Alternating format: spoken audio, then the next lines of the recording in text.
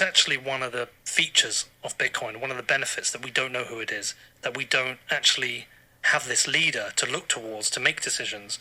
But that puts us to another point. It's like, well, if we don't have a leader, who actually runs Bitcoin? Yeah, that's a great question. And that's a great point that you make, that there's no central point of control. And having a founder for cryptocurrency that's around is actually a big disadvantage, because they become a point of pressure that governments can sort of coerce and try to influence and say, well, could you add this backdoor in for us? So with Bitcoin, anyone can participate on the Bitcoin network by downloading the free software and running it on their computer. So no one controls Bitcoin, but everyone can participate in. It's a completely free and open system. Amazing. Okay. Yeah, so that's a really important point, that no one controls Bitcoin. So obviously there was a guy who wrote the original code, but he's anonymous, and now the code is maintained by hundreds of developers. And if you want, you could be a developer for Bitcoin. There's no application or anything. You just submit your ideas to the public forum, and if they're good ideas, they get implemented. And if they're bad ideas, they don't. So that's how it works. And there's no office, there's no CEO, there's no board of directors, there's nothing. It's just the best ideas win, and it's a pure meritocracy. It's fantastic. How do we know this is going to work though, Vijay? Could it fail? Could I put some money in and it will collapse and fail? We don't know that it will work. It's still an experiment, I think, but it's already very obvious that it's shown a huge amount of promise. And we didn't know the internet would work when it was first created in the 90s either, but because it dramatically improved on a fundamental human need, it turned into this massive thing that we all depend on today. And as long as humans have the desire to keep their savings safe and desire to have the freedom to take their savings wherever they want, Bitcoin will have demand. So I have a lot of confidence that this is going to work, because I think those human needs are very, very important, and they're not going to go away. And arguably, it just seems to get stronger and stronger with every cycle.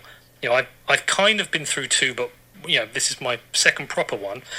But it feels a lot stronger, both as a group of developers working on it, the competence of the technology, the tools available, the regulatory environment. It just feels like Bitcoin is getting stronger and stronger. And if it was going to die, it probably would have and should have in the early days. I mean, that's a story for another day, all the things that Bitcoin has survived. But I would say Bitcoin is just getting stronger and stronger. Yeah, this is an interesting point. Like, could Bitcoin die? Yes, of course. Of course it could. Will it die?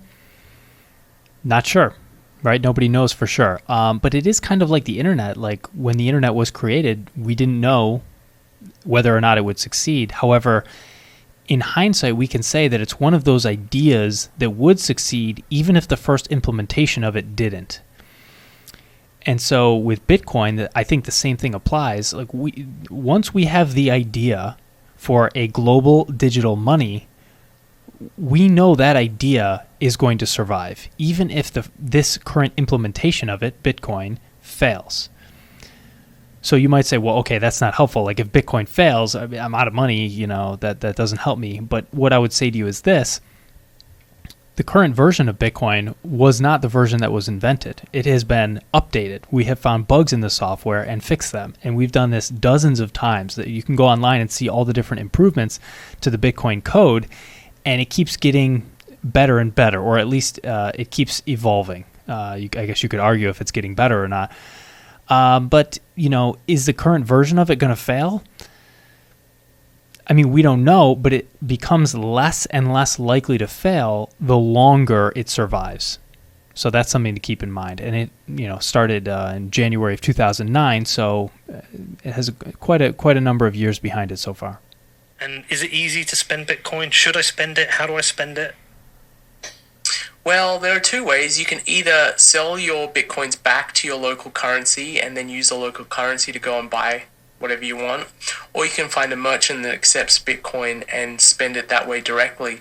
Right now, the number of merchants who are accepting Bitcoin directly is relatively small, and that is a function of the fact that Bitcoin is still not widely adopted. as Bitcoin's adoption grows and the number of people around the world hold Bitcoin, the number of merchants that will accept Bitcoin will grow. So some people have been very focused on building out infrastructure for allowing people to spend Bitcoin and merchants to accept Bitcoin. I think that's kind of a waste of time at this stage, because we're still at that point of adoption where people are putting savings into Bitcoin. When there's widespread adoption of Bitcoin as a savings tool, people will use it to spend, and that's when we should work on merchant adoption. Yes, I totally agree. A growing number of people are looking at Bitcoin as a savings vehicle, and that shift to me is more important than any of the others, like the number of people looking at Bitcoin as a investment vehicle, right, to buy low, sell high, or a speculation vehicle, we might call that. So ultimately, I agree with Vijay here that it's the use case as a savings instrument that is driving the long-term upward trajectory, and the volatility around it is sort of these alternative use cases for the most part. And ultimately, we have seen and we will see a growing number of merchants who want to accept Bitcoin. But the interesting thing about the composition of those merchants in terms of their mindset is very similar to that of the individuals in terms of saving and spending and speculating and so forth. So in other words, at first, a very small number of merchants were interested in actually keeping the Bitcoins that they collected as payment, right? Most of them would sell them for their local currency, whether it's dollars or whatever. Over time, we're seeing more and more merchants collect Bitcoin and keep the Bitcoins that they're collecting, right? They're only selling a tiny percentage of their Bitcoins for their local currency, right, to pay their employees and so forth. So really, it's two trends happening at once, and that's sort of like the main theme of the adoption is how many people and companies are looking at Bitcoin as a savings vehicle. All right, Vijay, I've been aware of Bitcoin for some time, and every now and again I've seen stories of people who've had their Bitcoin stolen or lost it or lost passwords, and that Bitcoin's worth millions of dollars. I'm a bit worried about security. What do I do? Where do I even start with my Bitcoin security? So for most people, when they decide to buy Bitcoin, I think probably the safest thing to do is just keep it on the exchange that you buy the Bitcoin. And these exchanges act a little bit like banks custodying your funds and keeping your funds for you. And once you start to learn a little bit more about Bitcoin, you might want to figure out how to store your Bitcoins on a hardware wallet, which is kind of like a USB drive. And the amazing thing about using a hardware wallet and storing your own Bitcoins is that you can carry your wealth around wherever you go. And that once you experience it, it's a very, very powerful feeling to be able to carry your wealth in your pocket like that. But there is a learning curve, and for people who are new to Bitcoin, it may take some time. So I would say when you first come to Bitcoin, it's okay to store them on an exchange until you figured it out and figured out how to use a hardware wallet and some of the technical details involved. And for some people, maybe they'll never figure that out. So my parents may never be able to figure that out, and they'll keep their Bitcoins on an exchange. That's okay. A future where Bitcoin is widely adopted is still going to have financial institutions that help people out with keeping their savings. I agree completely with what he's saying. Is like when you're new to Bitcoin, it just makes sense to, first of all, buy Bitcoins on an exchange. It's probably the easiest way to get them. And it's also probably the easiest way to hold them, right? And that cryptocurrency exchange functions a lot like a bank. So it helps you acquire the particular currency that you want, and it helps you store it. And that's sort of it. And you have a password to log in. And if you forget, they can help you with your password and you can get back in. And so it's really very familiar to a lot of people, and it's totally a logical place to start. And for some people, that will be the place they finish, and they always stay there. However, if you do want to increase your security, you can learn so much more about Bitcoin, like using hardware wallets, as they mentioned here. But that's a discussion for another day. I always hear about this 21 million fixed cap. Firstly, why is it 21 million? Why is it fixed? Why can't it be more? I know my government prints more money as we need it. Why is it fixed to 21 million, and why is that important? So Bitcoin is unique as a monetary asset in that it has ultimate scarcity. There'll never be more than 21 million Bitcoins ever produced, and the majority of them, a little less than 19 million, have already been produced. And we know that fiat money is not scarce. The US Federal Reserve, for example, just created trillions of dollars in the last year. And even gold isn't scarce because the supply of gold increases by about 2% every year. And if anyone figures out how to mine gold more efficiently, that number could go up a lot. This is really the first time in history that we've had an asset which has ultimate scarcity. And it's a really important property because it makes it very desirable as a place to keep your savings. Yeah, this is a good point, that Bitcoin is ultimately scarce, like artificially scarce, whereas every other asset in the world is not necessarily scarce. So we can always find more gold, we can always find more copper, we can always find more oil. It just might be more difficult to go get it, right? So really, anything is limited only by our willingness to go after it, go look for it, go find it, go dig it up out of the ground, or dig it off of another planet or something like that. However, Bitcoin is ultimately scarce. Like, it has a fixed hard cap according to the laws of the code. So it can't be changed unless we all agree to change them. And it seems unlikely that we're all going to agree to change them. 1 million, the value or the price of Bitcoin could essentially, on a long enough time frame, just continually go up. No. Oh, that would be nice. It can go up to the point where Bitcoin represents all the savings on Earth. And at that point, it will go up at the same rate as the savings of the Earth go up, which is how productive are people in their country at producing new goods. When Bitcoin becomes global money, it essentially is a representation of the value of all assets on Earth. And yes, the value of all assets on Earth can go up as we produce new assets. So it won't go up at the speed it's going up now, but it'll go up at the speed of human productivity, which is usually 5 to 7% per year of productivity growth. So that's a really important point, because you have... Yeah, this is a really great point. So Bitcoin can go up in price measured against the dollar or measured against anything else. Really, I think until dollars obliterate themselves into worthlessness. But then in the long term, if you imagine a world where Bitcoin exists and US dollars don't, well, the question is, well, how valuable is a Bitcoin then? A Bitcoin is just a Bitcoin. Well, if our society at large, meaning globally, continues to invent and innovate and discover new things, invent new things, bring new products and services to market, it generally becomes easier and easier and easier to produce things. For example, food. Like if you want to produce an ear of corn, it gets easier and easier and easier to produce one of those over time, which means you'll have to spend a tinier amount of Bitcoin to acquire an ear of corn, or let's just say food, right? A smaller and smaller amount of Bitcoin would be required to buy food, which means that a fixed amount of Bitcoin would be worth more and more food.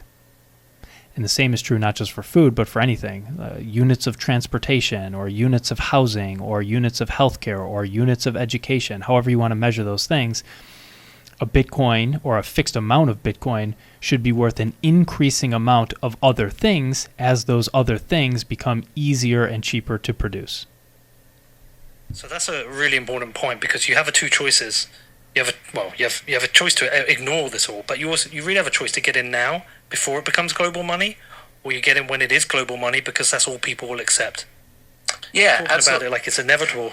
Yeah, absolutely. At least I think it's inevitable on a long enough time horizon, and that's the great thing about Bitcoin. It doesn't matter if you're the last one in line. If you are the last one in line, well, then you're not going to get like 10,000% returns, but you can expect to get returns equal to the productivity of the human race. And over time, the human race has been, pretty ingenious at inventing new things, building new things, and making our lifestyle improve. So I think as a foundation for the world monetary system, Bitcoin will make the world more productive. It's an honest money. It can't be controlled or debased, and it's going to make people much more productive. And so you will enjoy the fruits of that just by holding Bitcoin, even if you're the last one in line. Yes, this is so, so, so powerful. And it's probably the reason I am most excited about Bitcoin. Like, okay, sure, it's nice, like, personally, if I, like, make 1,000% return on my money. Yeah, that's great, honestly. Obviously. But the most exciting thing to me is what transformative power it will have on society for anyone who uses it. Because in the long term, when Bitcoin does become global money, even if you acquire it through a job and you don't get to, buy low, sell high, even if you just earn it, by earning it and then saving it, you will get richer over time. Not because you can sell it for more in some currency. No, just by holding it, just by saving it, you will get richer over time. And this is true of everyone on the planet. Because an economy fundamentally is not a win-lose endeavor. It's win-win, right? Anything that's happening in an economy by two willing participants is win-win, right? The reason that you buy, food from the grocery store is because you're better off for having the food, and the grocery store is better off for having your money. So you're both agreeing on the exchange. You're both better off. And this is how an economy works, is just willing participants exchanging value. And over time, as people invent ways of making things and shipping them and delivering them more cheaply, everyone is better off, right? If a grocery store figures out a better way to source food from a farmer who found a cheaper way to grow it and so forth, everyone is better off. Everyone. And this is how society advances forward, by inventing new things, products and services, cheaper ways, and so forth. And so Bitcoin is honest money that allows people to save their energy for as long as they want until they want to unleash it. And when they unleash it later in the future, they will get more stuff than what it took to acquire the Bitcoin in the first place. So this is how individuals become more prosperous, by saving, and their wealth goes up over time. The problem is we've been using something that isn't money, like US dollars and all this fiat. And so when you save that, you get poorer over time. But the problem is we don't teach people that. So people have no idea. They think they're saving dollars and getting richer because instinctively, intuitively, as human beings, we know that saving stuff over time is good for us, right? You save for a rainy day. However, we're saving in a vehicle that evaporates. It leaks value. The value is being stolen from us by the people who create more of these units by exerting zero energy, governments and central banks. So the most exciting thing for me about Bitcoin is that naturally, even if you don't teach people about economics and fiat and sound money and blah, blah, blah, blah, blah, naturally, a bunch of people are going to have to adopt Bitcoin because they're not going to have a choice. And even those people who are latest to the game are still going to get tremendous benefit, because just by holding Bitcoins instead of by holding this fiat, they are going to get richer over time. And that is how you build a healthy society, is when you have sound money, and just by saving, people get richer, right? That's a minimum. And then from there, of course, you can learn things, you can develop new skills, you can maybe start a company or whatever. But that's on top of the savings. The savings is the base layer. You got to start with that. It's the most exciting thing to me about Bitcoin. And it's inevitable in my mind. It's going to happen. And so I'm so excited to be a part of the movement. It's why I've dedicated so much of my time to Bitcoin, because it is so exciting. It's going to happen. Even if the current version fails, we'll build a different one. It's inevitable. And society will be transformed irrevocably for the better. So it's amazing. All right, listen, we're going to have to talk about the Lightning Network now, because we're not going to get into the history of block size and block size wars. I've got other shows people can go and check out about that. But one of the things we need to talk about is the fact that Bitcoin is great for sending large amounts of money, but as those amounts of money get smaller, certainly sub $100, definitely sub $10, it's not the most efficient system to use. Therefore, it's not an efficient payment system for small amounts of money. Now, you and I know that the Lightning Network is something that offers this, but can you explain what the Lightning Network is and why that's important to Bitcoin? Yeah, that's a great way to explain it, Pete. Bitcoin is really good for large value transfers, and when you send Bitcoins, there's a transaction fee that the miners charge you to send Bitcoin. And for large value transfers, the transaction fee is negligible, but if you're sending small amounts of money, it can feel costly to send, say, $10. If you have a fee of 50 cents, that feels quite expensive. So the Lightning Network is a system that's built on top of Bitcoin that allows people to send Bitcoins more cheaply than using the regular Bitcoin network. And the analogy I like to use about this is gold. You might be confused about why, but if you go back to the 19th century when gold was money, it was really cumbersome to move gold around.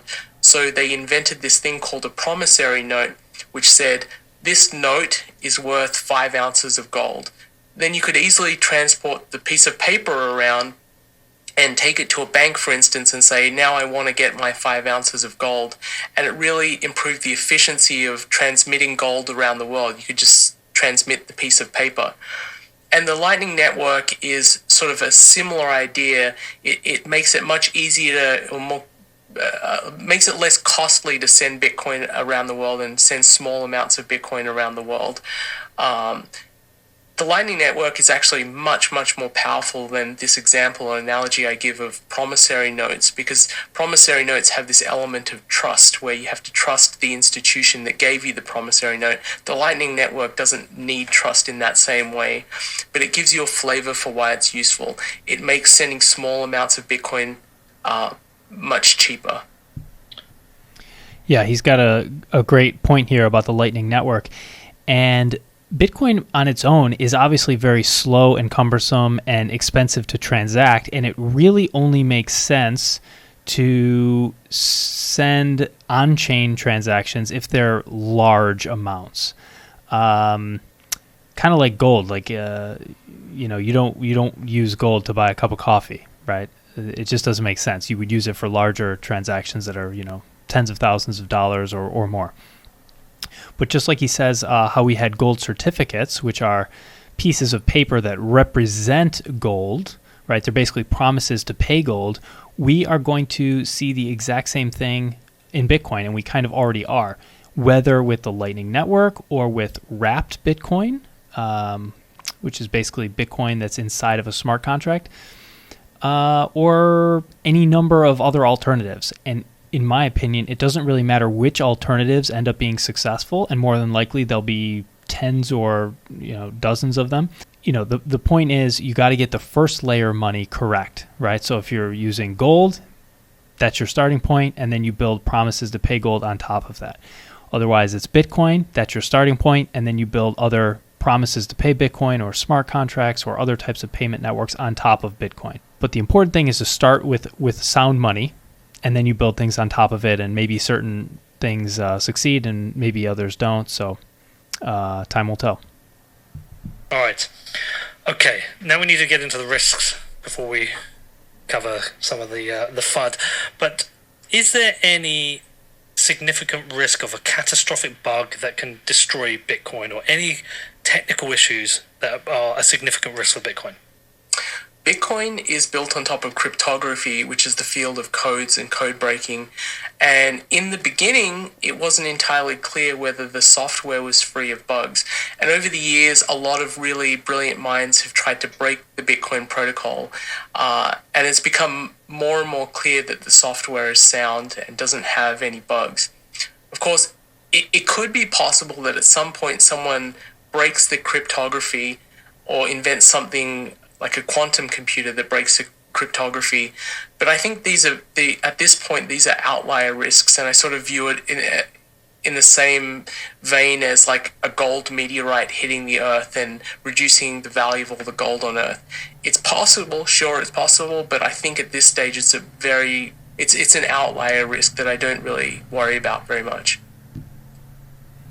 Yeah, this is a really important question, and I do tend to have the same view as him, which is that, these events are possible. Someone could build a quantum computer, crack the cryptography, and there goes the value of Bitcoin. Definitely possible. I have a hard time assigning a probability to that type of event. I just don't know enough about quantum computing or cryptography for that matter.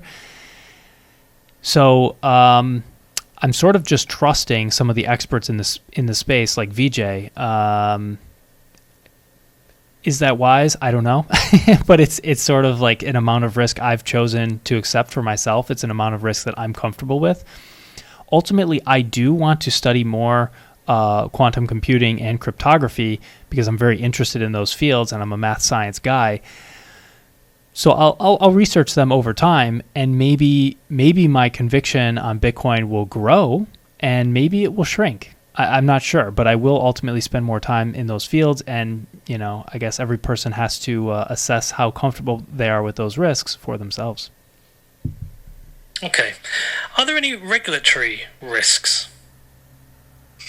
Yeah, I mean, governments can try to regulate Bitcoin. They could try to ban Bitcoin, and various governments have tried to ban Bitcoin over the years. The Chinese government sort of famously has tried to ban Bitcoin like 10 times, but ultimately you can't stop Bitcoin without shutting down the whole internet, which no country is going to do because it would totally impoverish the population of that country. Governments can, however, try to make it harder for you to buy and sell Bitcoins for your local currency by regulating the exchanges. But in the West, at least in the Western countries, most governments haven't shown much of an interest in doing this because the desire to foster innovation has been much greater than the desire to crack down on monetary competition. And I think it's kind of an open question whether governments will be as friendly to Bitcoin in the future. And I think that basically comes down to whether Bitcoin grows a large enough base of users and advocates that will make it politically infeasible to want to regulate Bitcoin in the future. And I believe that in the next 4 years, when we see the first big wave of regular people getting savings in Bitcoin, there's going to be a shift in the kind of people who are elected to office in places like the UK and in America, and people will be much friendlier to Bitcoin. Yeah, this is a really great point. Basically, as the adoption curve grows, or as we move along the adoption curve, we're going to see a whole bunch of prosperity moving to the people that are using Bitcoin.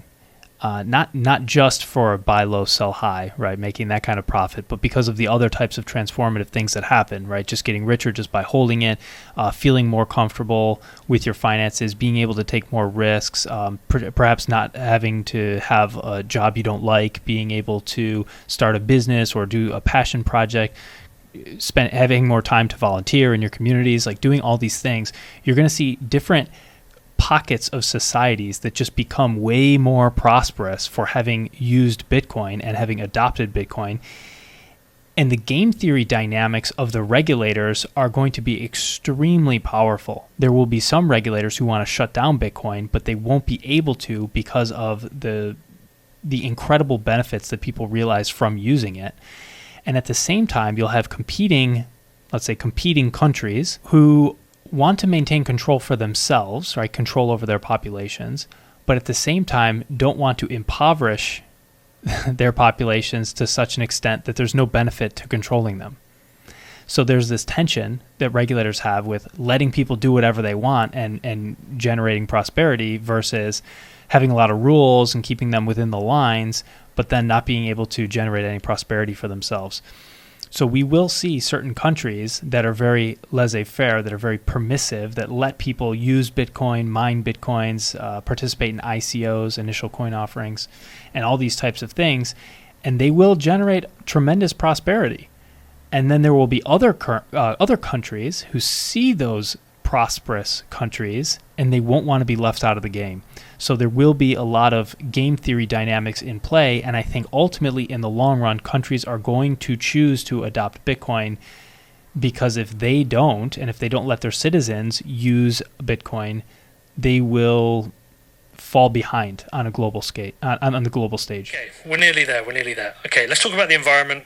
I've heard Bitcoin is killing the polar bears. It's melting the ice caps. Is Bitcoin, I think the latest country measures uses more electricity than Pakistan. Is this right? Is Bitcoin killing the environment? So Bitcoin mining requires the expenditure of energy, and some people are worried that if Bitcoin were to succeed and become global money, that the amount of power consumed would be bad for the environment. And there are two reasons I think not to worry about this. The first is you have to compare Bitcoin to its direct competitors, and the competitors that it would disrupt if it became global money. The first competitor is gold. Gold mining is far more destructive than Bitcoin mining and produces toxic chemicals that are dumped into the environment. So Bitcoin disrupting gold would actually be really great for the environment. And when you compare it to its other competitor, which is the fiat monetary system, you can't just measure the cost of running the banks, the electricity to run banks and ATMs and all that financial infrastructure. You have to recognize that fiat money has no value without the military might to back it. A nation that can't defend itself will have worthless money. And the cost of managing a military is actually pretty massive when you think about it. The other thing that I think is really important to note about Bitcoin mining is it tends to gravitate towards places where there's an overcapacity of energy production. Places like Sichuan in China, where they massively overbuilt their electric dams, and they don't have enough people to use that energy, and most of that energy just goes to waste. It's just thrown away. It's places like that, which are usually green sources of energy and very low cost, that Bitcoin mining gravitates toward. So the carbon footprint of Bitcoin mining is actually very, very low. Yeah, and another thing that he doesn't touch on here, maybe he will in a second, but it's also the manpower used in the fiat banking system. So in the Federal Reserve, so not only do we have buildings all over the country, but tons of employees that work at the Federal Reserve. And those are people with full-time jobs, and these are typically highly educated people. And if we were to replace the United States monetary system with something like Bitcoin, we wouldn't need to employ a single person. We wouldn't need a single building. So all of those resources, sure, we could use the buildings for something else, but we could use those people. We could use those productive, intelligent people to actually solve problems. For example, climate problems, right, to the extent that they exist. I mean, that's huge. Like, we are wasting so many talented people in the financial industry on a monetary system that's actually impoverishing all the people who don't understand it. That is far worse for society than, the byproducts of using energy. So that's another thing to think about here. Final question before we wrap up, man. Nobody's using Bitcoin anyway, so why the hell should I buy it? So this comes up a little bit, and the confusion people have, I've found, is when they say Bitcoin is not being used, they think of the purpose of money is just to buy things and to spend. And this, in my opinion, is an unfortunate consequence of the failure of modern economics to explain that money serves more than one purpose. And in fact, historically, money has not just been used to spend, but also to save. And someone who's saving in Bitcoin and merely holding that Bitcoin is actually using it for the purpose of saving. By saving in Bitcoin, they're transporting the fruits of their labor into the future without fear of debasement or confiscation, which is, to me, one of the most powerful uses that you can have for money. Amazing. Yeah, I would argue that, the way I choose to define money and currency is as two separate things, and the money is the store of value, and the use case for money is saving. Currency is primarily a medium of exchange, and the primary use case is spending. So in my mind, I like to separate those two things because they're two completely different use cases, and you might use two completely different monetary assets for the two different use cases. So in the case of Bitcoin, I use it for saving, and then when it comes time to buy things, okay, I convert Bitcoin into whatever currency I want to use to make the purchase, then I make the purchase. Well, listen, we've dumped a whole load of information on people here. I think it's a really good start. Now, I know some people are going to feel overwhelmed. They're going to be like, what was all that? Look, the thing about Bitcoin is it rewards investment, not of just money, but your time to go in and learn. I would say if you've got the remotest amount of interest right now, there's a few things you need to do. Go and read Vijay's article, The Bullish Case for Bitcoin. It accompanies this very well. A couple of years ago, I think it was written. We also made a podcast about it. I think that's a really good starting point. I would recommend buying $50 of Bitcoin and just moving around and have a play. Go and listen to some podcasts, not just mine. There's some other great shows, but just go yourself in. It's I don't know anybody really. I can't think of anybody I know who's invested in Bitcoin and stuck around for a couple of years who regrets it. I think almost every single person who's stuck around, hodled, not traded their way out, I think everybody is happy they made that decision. You got any last comments, Vijay? Anything you want to tell anyone? Yeah, I completely agree with everything you said, and I think it's one of the greatest returns on investment of time that you can make. So now is a perfect time to learn about Bitcoin. It's still so early. This is a 50-year project at least, and we're in the earliest days of it. It's going to transform the way the world works, and it's going to make the world a better place, I think, for my kids. So it's a really exciting time. I think you should go out and learn as much as you can about Bitcoin. And I like the way you said it, Pete. Go and buy some Bitcoin, even if it's a small amount. You don't have to have a huge amount in your portfolio, but you shouldn't have zero. Zero doesn't make any sense. This is one of the most exciting innovations to money in 1,000 years. So be involved. Get involved. It's an exciting time. Yeah, get in there. Stack that. Yeah, I totally just want to echo what they're both saying there, which is that Bitcoin is going to be one of the best investments in terms of your own education, just learning about it. So reading, listening to podcasts, getting some Bitcoin and trying to send it to somebody, or setting up 2 wallets for yourself and then send it back and forth between your own wallet, just with small amounts of money. And you will learn so much. You'll start to develop such an appreciation for it. And it might sound dramatic, but I do think Bitcoin will change your life. So the sooner you get started, the better. Yeah, so guys, I'll leave it there. Thank you for checking it out. Let me know what you think if you like this style of video. I am interested in doing a lot more because I listen to a ton of podcasts. I think it would kill 2 birds with 1 stone if I record myself listening to them and give you commentary directly. So let me know what you think in the comment section, and I'll see you guys in the next video.